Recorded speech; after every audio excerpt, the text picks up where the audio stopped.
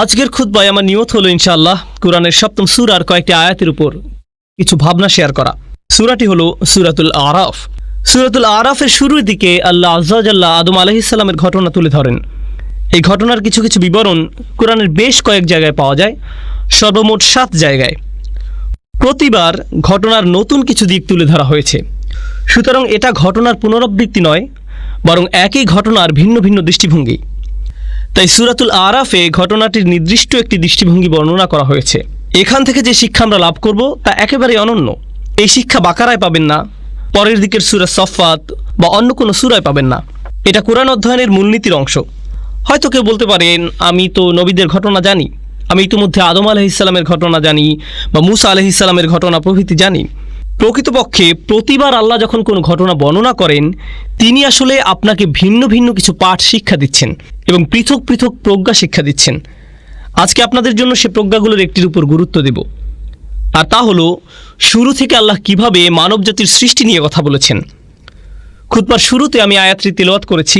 আল্লাহ আযজা ওয়া জাল্লা বলেন, ক্বাদ খালাকনাকুম, আমি তোমাদেরকে সৃষ্টি করেছি, সুম্মা সাওয়ারনাকুম, অধিকন্তু আমি শুধু তোমাদের সৃষ্টি করিনি, আমি তোমাদের রূপও দান করেছি। আকাশসমূহ এবং পৃথিবী সৃষ্টি করেছেন আল্লাহ, পর্বত সৃষ্টি করেছেন আল্লাহ, সৃষ্টি করেছেন অনিন্দ সুন্দর ঝর্ণাধারা আল্লাহ, সৃষ্টি করেছেন সম্প্রসারিত মহাবিশ্ব আল্লাহ, সৃষ্টি করেছেন ঝিকমিক করা তুষারকণা, বরফকণা। আল্লাহর সৃষ্টি সব কিছুতেই আছে মন করা সৌন্দর্য। আল্লাহ স্বাভাবিক বর্ণনা ভঙ্গির বাহিরে গিয়ে কোনো কিছুর সৌন্দর্য বর্ণনা করেন না, শুধু এটা বলেন যে তিনি অমুক জিনিস সৃষ্টি করেছেন। কিন্তু যখন আমাদের কথা আসে, তিনি বলেন তিনি শুধু আমাদের সৃষ্টি করেননি, অধিকন্তু তিনি আমাদের রূপ দান করেছেন। আমাদেরকে তিনি শৈল্পিক নিপুণতায় তৈরি করেছেন। রূপ দান করার ব্যাপারটা হলো আরবি ভাষায় তাসবির, অর্থ হলো ছবি।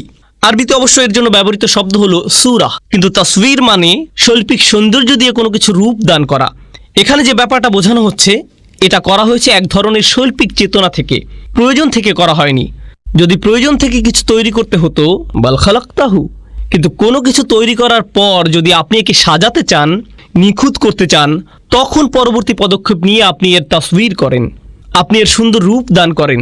আল্লাহ আযজা ওয়া জাল্লা বর্ণনা করেন, মানুষকে সুন্দর আকৃতি দান করা হয়েছে। কুরআনের অন্য স্থানে আল্লাহ এর মূল শব্দ হুসন ব্যবহার করেছেন। অতএব আল্লাহ আযজা ওয়া জাল্লা বলেন, লাকাদ খালাকনাল ইনসানা ফি আহসানি তাকওয়িম, সূরা 3 এর বিখ্যাত আয়াত। অবশ্যই আমি মানুষকে সৃষ্টি করেছি সর্বোত্তম গঠনে, সুন্দরতম আকার আকৃতি দিয়ে। আল্লাহ আযজা ওয়া জাল্লা বলেন সূরা মুমিনে, খালাকাকুম ফা আহসানা সুওয়ারাকুম সাওয়ারাকুম ফা আহসানা সুওয়ারাকুম, আর তিনি তোমাদেরকে আকৃতি দিয়েছেন, অতঃপর তোমাদের আকৃতিকে সুন্দর করেছেন। তিনি এখানে পরবর্তী পদক্ষেপের কথা বলছেন, যা নিজেই সুন্দর। তিনি এর সাথে আরেক ধাপ সৌন্দর্য যোগ করলেন, কারণ আল্লাহ আযজা ওয়া জাল্লা কোরআনে বিশেষ মনোযোগ আকর্ষণ করেছেন মানুষের সৌন্দর্য এবং আকর্ষণীয়তার প্রতি। মানুষ আকর্ষণীয় এক সৃষ্টি, মানুষ আল্লাহর অনিন্দ সুন্দর এক সৃষ্টি, আর এটি মানব জাতির জন্য খুবই শক্তিশালী একটি দিক। বস্তুত আজকের বিশ্বে মানুষের সৌন্দর্যকে ঘিরে যে ইন্ডাস্ট্রি গড়ে উঠেছে, তার সবচেয়ে বেশি লাভজনক ইন্ডাস্ট্রির মাঝে অন্যতম।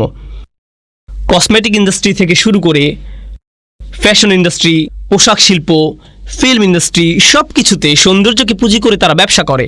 কিসের ভিত্তিতে তারা অভিনেতা, অভিনেত্রী, মডেল ইত্যাদি নির্বাচন করে। এমনকি কিছু কিছু নোংরা শিল্পেও তারা এই ধারণাকে কাজে লাগায় যে মানুষ সহজাতভাবে সুন্দর এবং নিজেরা অন্য মানুষের সৌন্দর্যের প্রতি আকর্ষিত। তারা এটাকে পুঁজি করে ব্যবসা করে এবং অগণিত টাকা পয়সা উপার্জন করে। অতএব এটি খুবই শক্তিশালী একটা জিনিস, যা আল্লাহ মানব জাতিকে দিয়ে অলঙ্কৃত করেছেন, নারী পুরুষ সবাইকে দিয়েছেন। এখন এটা বলার পর আমি আপনাদেরকে বলেছিলাম এই খুতবা আদম আলাইহিস সালামের ঘটনা নিয়ে। আমি মনে করি এখানে উপবিষ্ট সবাই ঘটনাটি জানেন, বা অন্তত এই ঘটনার কিছুটা বিস্তারিত বিবরণ আপনাদের সবার জানা আছে। জান্নাতে আমাদের পিতামাতাকে একমাত্র যে নির্দেশটি প্রদান করা হয়েছিল, এই গাছের নিকটেও যেও না, লা তাকরাবু হাযিহিশ শাজারা, তোমরা দুজনে এই গাছ থেকে দূরে থাকো। এটাই ছিল একমাত্র নির্দেশ। যদি কোরআনের টেক্সট ভালোভাবে খেয়াল না করেন, তাহলে আপনার মনে হবে শয়তানের লক্ষ্য ছিল আমাদের পিতামাতাকে ওই গাছের ফল আহার করানো, আমাদের পিতামাতাকে ওই গাছের ফল আহার করানো, এটাই ছিল তার লক্ষ্য। আল্লাহ আযজা ওয়া জাল্লা এটাকে শয়তানের লক্ষ্য হিসেবে বর্ণনা করেননি। এটা আমার আশা ছিল, আমি আশা করেছিলাম শয়তানের উদ্দেশ্য ছিল আল্লাহ বলেছেন এই গাছের নিকটেও যেও না, আর শয়তানের লক্ষ্য হবে তাদেরকে গাছের নিকটবর্তী করা। সূরা বাকারায় আল্লাহ বলছেন আযাল্লাহুমা শাইতান, শয়তান তাদের পদস্খলন ঘটালো, শয়তান তাদের উভয়ের দ্বারা সামান্য ভুল করালো। আমরা এখনো জানি না সে পদস্খলনটি আসলে কি, কিন্তু সূরাতুল আরাফে আল্লাহ শুধু আমাদের বলেননি শয়তান কি করেছে, আল্লাহ আমাদেরকে তার উদ্দেশ্যের কথাও বলেছেন। তো কেন সে তাদেরকে গাছের নিকটবর্তী করতে চেয়েছিল? গাছ থেকে নিষিদ্ধ ফল আহার করানোই কি তার লক্ষ্য ছিল, নাকি তার মাথায় আরো অন্য কোনো উদ্দেশ্য ছিল যা মানব জাতিকে ধ্বংস করে ছাড়বে? আমাদেরকে একটি ব্যাপার বুঝতে হবে। এমনকি দিন শেষে আদম আলাইহিস সালামকে একটি নির্দিষ্ট গাছ সম্পর্কে বলা হলো, এই গাছের ফল তোমার জন্য হারাম, এই গাছের ফল খাওয়া তোমার জন্য নিষিদ্ধ। তিনি এবং আমাদের মা সেই ঐতিহাসিক ভুলটি করলেন এবং আমরা সেই গাছের ফল আহার করলাম। কিন্তু ব্যাপারটি নিয়ে যদি যৌক্তিক দৃষ্টিতে চিন্তা করেন, আমরা জীবনে অসংখ্য ভুল করি, আর মানুষ এই দুনিয়াতে আসার পর মারাত্মক সব অপরাধ করে থাকে। মানুষ খুন করে, ধর্ষণ করে, লুটতরাজ চালায়, ডাকাতি করে, চুরি করে, অন্য দেশে আক্রমণ চালায়, অন্য মানুষের সম্পদ দখল করে নেয়, অন্যদের প্রাপ্য অধিকার থেকে বঞ্চিত করে। এখন যদি এই সমস্ত অপরাধকে একটি গাছের ফল খাওয়ার অপরাধের সাথে তুলনা করেন, এটাকে তেমন কোনো বড় অপরাধ বলে মনে হবে না। এমনকি কোরআনেও আল্লাহ বলছেন আযাল্লাহুমা, সে তাদের পদস্খলন ঘটালো, সে তাদের দ্বারা সামান্য ভুল করালো। আপনার মনে হতে পারে এটা তো মানব জাতির ইতিহাসের সবচেয়ে বড় ভুল, আর আল্লাহ আজ্জা ওয়া জাল্লা এর মাত্রা কমিয়ে একে সামান্য ভুল বলে আখ্যায়িত করলেন। কিন্তু শয়তান এখানে শুধু ফল খাওয়ার চেয়েও বড় কিছু দেখল, শুধু গাছের নিকটবর্তী হওয়ার চেয়েও সে এখানে বড় কিছু দেখল। তার ছিল খুব নির্দিষ্ট একটি উদ্দেশ্য। এই ব্যাপারটার উপরেই আজকে গুরুত্ব দিতে চাই। আমার খুতবার প্রথম অংশ এই অংশের সাথে সম্পর্কহীন মনে হতে পারে। প্রথম অংশে আমি বলেছি আল্লাহ মানুষকে খুব সুন্দর অবয়বে সৃষ্টি করেছেন, আকর্ষণীয় করে তৈরি করেছেন। এখন শুনুন আল্লাহ আজ্জা ওয়া জাল্লা শয়তানের মনের ভেতর থেকে কি বর্ণনা করছেন। ফাওয়াসওয়াসা লাহুমাশ শাইতান, শয়তান অবিরত তাদের কুমন্ত্রণা দিল এবং দূরে সরে গেল। ওয়াসওয়াসা মানে হামাসা ওয়া গাবা, সে তাদের কাছে যেত, কুমন্ত্রণা দিত এবং অদৃশ্য হয়ে যেত, এরপর আবার কুমন্ত্রণা দিত এবং আবার অদৃশ্য হয়ে যেত। ক্রমাগত কারো কাছে একই বার্তা বারবার প্রচার করা, যতক্ষণ না সে তা গ্রহণ করে নেয়। প্রোপাগান্ডা এভাবেই কাজ করে। আপনাদের কি মনে হয় কেন তারা একই অ্যাড বারবার প্রচার করে, যেন আপনার তা একেবারে মুখস্থ হয়ে যায়? যদি ওয়াসওয়াসা বারবার দেয়া না হয় তবে এটি আপনার চিন্তার অংশ হবে না। কোকের একটি বিজ্ঞাপন 10-15 বার দেখার পর হঠাৎ করে আপনার ইফতারিতে কোকের প্রয়োজন হয়। ভাবছেন কিরে, কোকের চিন্তা কোত্থেকে মাথায় এলো? তাহলে ওয়াসওয়াসা মানে মনের মধ্যে কোনো কিছুর ধারণা বারবার প্রবেশ করিয়ে দেয়া। এখন তার উদ্দেশ্য কি ছিল? আল্লাহ বলেন লিয়ুবদিয়া লাহুমা মা উরিয়া আনহুমা মিন সাওআতিহিমা। তিনি এখানে গাছের কথা উল্লেখ করেনি। শয়তান তাদের বারবার কুমন্ত্রণা দিতে লাগলো। এই অংশটা মনোযোগ দিয়ে শুনুন। তাদের কুৎসিত অংশ থেকে যা ঢাকা ছিল, যাতে সে তাদের জন্য তা প্রকাশ করে দেয়, অর্থাৎ তাদের উলঙ্গ শরীর। এখন এই অংশটি বোঝা একটু কঠিন, কারণ ঠিক কয়েক মুহূর্ত আগে একই সূরার আরেকটি আয়াতে আল্লাহ বলেন তিনি আমাদেরকে কেমন করে সৃষ্টি করেছেন? সুন্দর রূপে। এখন আল্লাহ বলছেন শয়তান চেয়েছিল আমাদের পিতামাতা যেন কুৎসিত রূপে একে অপরের নিকট প্রকাশিত হয়ে পড়ে, অর্থাৎ উলঙ্গ অবস্থায়। সে চেয়েছিল তাদের নিকট থেকে তাদের জামা কাপড় খুলে ফেলতে। এটাই ছিল তার লক্ষ্য। এখানে দুটি প্রশ্ন দেখা দেয়। প্রথমত, আল্লাহ কেন বলেননি যে শয়তান তাদেরকে গাছের ফল আহার করাতে চেয়েছিল? আর দ্বিতীয়ত, হঠাৎ করে কেন যে শরীর আল্লাহ সুন্দর আকৃতিতে সৃষ্টি করেছেন এখন সেটা কুৎসিত? আল্লাহ কোন কারণে এই কথা বলছেন? এই সমস্যাটি মানব জাতিকে, বিশেষ করে ঈমানদারদের অবশ্যই বুঝতে হবে। আল্লাহ আজ্জা ওয়া জাল্লা এই শরীরকে সুন্দর করে সৃষ্টি করেছেন। প্রকৃতপক্ষে একজন পুরুষের কাছে সবচেয়ে আকর্ষণীয় বিষয় হলো একজন নারী। আল্লাহ আজ্জা ওয়া জাল্লা এই শরীরকে সুন্দর করে সৃষ্টি করেছেন। যুয়্যিনা লিন-নাসি হুব্বুশ শাহাওয়াতি মিনান নিসা, মানুষের কাছে সবচেয়ে বেশি সুশোভিত করা হয়েছে নারী। এটি খুবই প্রভাব বিস্তারকারী শক্তি। এটি এতই শক্তিশালী যে কোরআনে গাছটির জন্য যে ভাষা ব্যবহার করা হয়েছে সেই একই ভাষা ব্যভিচারের জন্য ব্যবহার করা হয়েছে। লা তাকরাবু হাযিহিশ শাজারা লা তাকরাবুজ জিনা লা তাকরাবুল ফাওয়াহিশ। ব্যভিচারের কাছেও যেও না, কোনো নারীর সাথে অবৈধ সম্পর্ক করার কাছেও যেও না, কোনো ধরনের নির্লজ্জতা এবং বেহায়াপনার ধারে কাছেও যেও না। অতএব এটি খুবই ভয়ঙ্কর। আর এটা এমন কিছু ঠিক গাছের নিকটবর্তী হওয়ার মতো, কাছে গেলেই এটা আপনাকে টেনে ধরবে। ভেবেছিলেন এটা তো শুধু দৃষ্টি বিনিময়, তাকে দেখে পছন্দ হয়ে গিয়েছিল, এরপর আবার তাকালেন, সে মুচকি হাসি দিল, আপনিও হাসলেন। এখান থেকে ধীরে ধীরে একটা চক্রের মধ্যে আটকে গেলেন। এরপর সবকিছু সীমার বাহিরে চলে গেল। কিছু বুঝে ওঠার আগেই এমন কিছুতে আটকে গেলেন, বুঝতেও পারছেন না কিভাবে বের হবেন। সুতরাং কাছে না যাওয়ার উপদেশটি উত্তম একটি উপদেশ, কারণ আপনি জানেন না কোথায় থামতে হবে। কিছু দূর অগ্রসর হওয়ার পর আর থামতে পারেন না। তো আল্লাহ আজ্জা ওয়া জাল্লা বর্ণনা করেন, যখন মানুষ আল্লাহর অনুমোদিত পথের বাহিরে গিয়ে একে অন্যের নিকট লজ্জাস্থান প্রকাশ করে দেয়, এটাই তখন চূড়ান্ত কদর্যতা, এটাই তখন মানুষের চূড়ান্ত কুৎসিত রূপ। পুরুষ এবং নারীর সুন্দর একটি ভালোবাসার সম্পর্ক থাকার কথা। আল্লাহ আমাদের সুন্দর করে সৃষ্টি করেছেন যেন আমরা একে অন্যের প্রতি আকৃষ্ট হই। এরপর তিনি একটি ব্যবস্থাপনা তৈরি করলেন যার মাধ্যমে এই সম্পর্কটি বৈধতা পাবে। বিয়ের মাধ্যমে এই সম্পর্কটি বৈধতা পাবে। মানুষ যখন বিপরীত লিঙ্গের প্রতি আকর্ষণের কারণে এই সম্পর্কটি স্থাপন করতে চায়, কিন্তু এমন পন্থায় যা আল্লাহর নিকট অনুমোদিত নয়, তখন সে একই সম্পর্কটি যা সৌন্দর্যের কারণে তৈরি হয়েছিল, আকর্ষণের কারণে তৈরি হয়েছিল, সেই একই সম্পর্কটি তখন কুৎসিত রূপ ধারণ করে। আর এটা শুধু শারীরিক কদর্যতা নয়। কেউ এটা শোনার পর ভাবতে পারে, আমার একটা মেয়ে বন্ধু আছে, সে সুন্দর, আমি বুঝতে পারছি না কিভাবে সে কুৎসিত হয়ে গেল কুরআন নাজিল হওয়ার পর। আমি এটা নিয়ে কথা বলছি না। আপনার ভেতরে এক ধরনের কদর্যতা আছে। আপনার ভেতরের ভালো সত্তাটি ধীরে ধীরে মৃত্যুর দিকে ধাবিত হয়। তখন মানুষকে শুধু শারীরিক দিক থেকে সুন্দর করে সৃষ্টি করা হয়নি, মানুষকে চরিত্রের দিক থেকে সুন্দর করে সৃষ্টি করা হয়েছে। আর আপনি যখন অবৈধ একটি সম্পর্কে জড়িয়ে পড়েন, তখন আপনার ভেতরে যে সৌন্দর্যগুলো ছিল, আল্লাহ আপনাকে যে সৌন্দর্যগুলো দান করেছিলেন, তার থেকে কিছু কিছু তখন আপনার কাছ থেকে পালাতে শুরু করে। আপনার ভেতর থেকে টেনে হিঁচড়ে বের করে ফেলা হয়। ফলে দেখবেন, যখন কোনো যুবক ছেলে কোনো মেয়ের সাথে অবৈধ সম্পর্কে জড়িয়ে পড়ে, বা কোনো মেয়ে কোনো ছেলের সাথে, তখন লক্ষ্য করবেন তারা দিন দিন তাদের পিতামাতার সাথে বদমেজাজি আচরণ থেকে আরও বেশি বদমেজাজি আচরণ করতে থাকে। তাহলে দেখা যাচ্ছে এই সম্পর্কটি তাদের জীবনের অন্যদিকে কদর্যতা নিয়ে এসেছে। আপনি বুঝতেও পারবেন না তার এরকম পরিবর্তনের কারণ কি। এটাই হলো সাওয়া বা কদর্যতা। প্রসঙ্গত, কুৎসিতের আরবি হলো কবাহা, এটা কাবিহ, এটা কুৎসিত।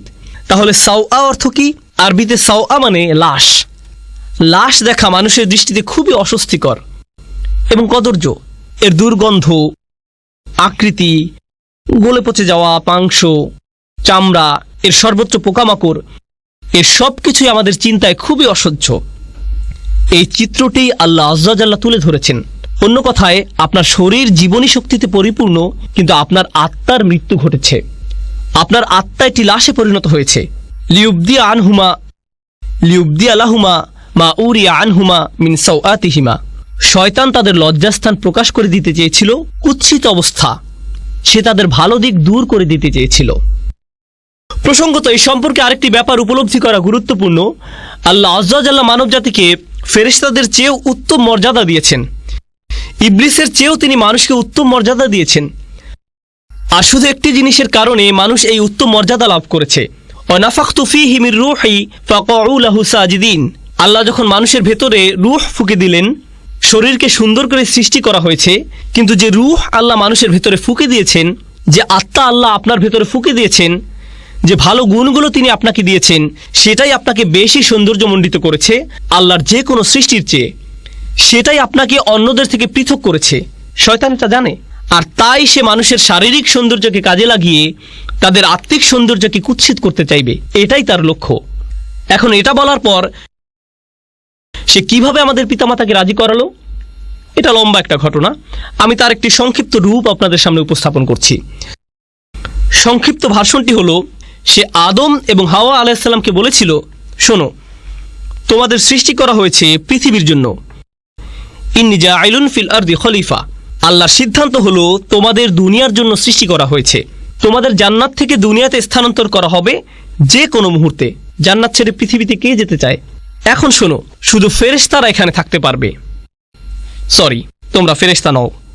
অথবা তোমাদের জন্য আরেকটি উপায় আছে। যদি তোমরা জান্নাতের পার্মানেন্ট রেসিডেন্ট কার্ড বা গ্রিন কার্ড পেতে চাও, এটাই তোমাদের একমাত্র বিকল্প উপায়। অতএব ফেরেশতা হওয়ার একমাত্র উপায় হলো, বা জান্নাতের চিরস্থায়ী অধিবাসী হওয়ার একমাত্র উপায় হলো, তোমাদেরকে ওই গাছের ফল খেতে হবে। এটাই একমাত্র উপায়।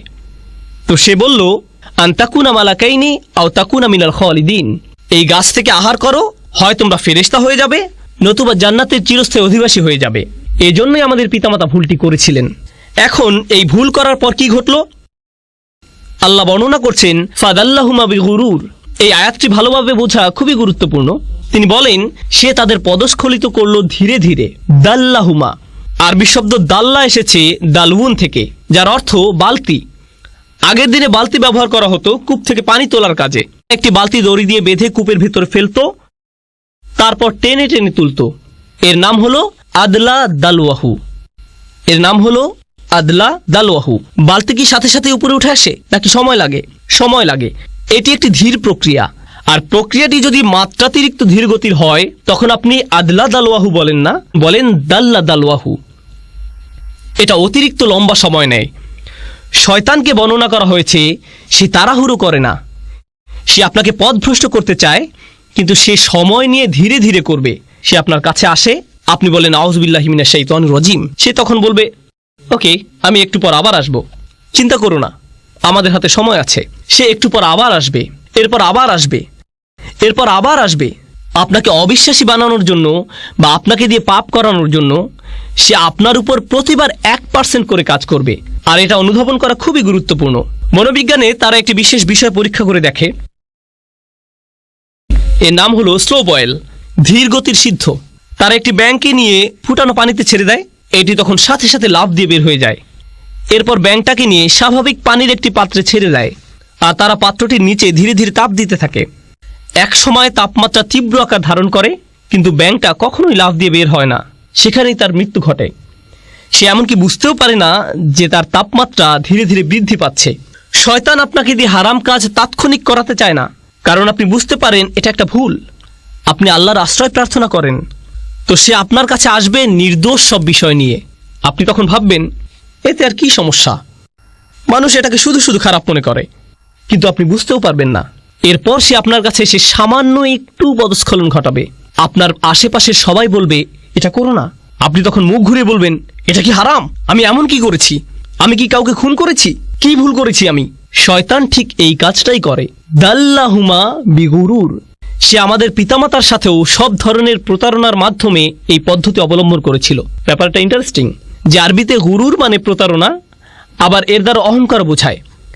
সে মানুষের অহমিকা জাগিয়ে দেয়। মানুষ যখন ছোটখাটো ভুল করে আর কেউ সে ভুল ধরিয়ে দিলে বা স্মরণ করিয়ে দিলে, এটা স্বামী হোক বা স্ত্রী হোক, বাবা হোক বা মা হোক, কেউ ভুল ধরিয়ে দিলে সাথে সাথে সে মাগরুর হয়ে ওঠে, সাথে সাথে রাগান্বিত হয়ে ওঠে। না, কি বলছো তুমি? তুমি কে আমার ভুল ধরার? এভাবে তাদের ইগো ভালো হওয়ার পথ বন্ধ করে দেয়।